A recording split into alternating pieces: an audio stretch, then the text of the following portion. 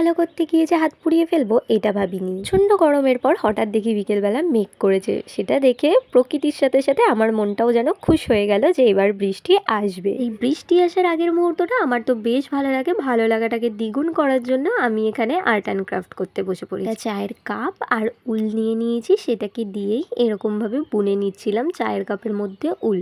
এইটা করতে না বেশ সময় লেগেছিল, মানে বিকেল থেকে সন্ধে হয়ে গেছিল। আর হঠাৎই তার মাঝখানে গ্লু গান থেকে গ্লু মেল্ট হয়ে আমার হাতে লেগে হাতে ভীষণ জোর ছ্যাঁকা খেয়েছিলাম। কি জানো তো, এই ছোট ছোট আর্ট অ্যান্ড ক্রাফটগুলো আমার অনেক বড় বড় মন খারাপ ঠিক করে দেওয়ার ক্ষমতা রাখে। আমার তো মনে হয় যে মন খারাপ করে বসে থাকার চেয়ে যার যেটা করলে মন ভালো থাকে মন খারাপের সময় সেটাই বেশি করে করা উচিত। এই দেখো এটা রেডি হয়ে গেছে, কেমন লাগছে জানিও। কিন্তু আমি আবার এটাকে আরেকটু সুন্দর লুক দেওয়ার জন্য কতগুলো গাছ থেকে ফুল ছিঁড়ে নিয়ে এসে দিয়ে দিয়েছিলাম। তোমাদের ফাইনাল লুকটা কেমন লাগলো অবশ্যই কিন্তু জানিও। আমার তো বেশ কিউট লাগছে।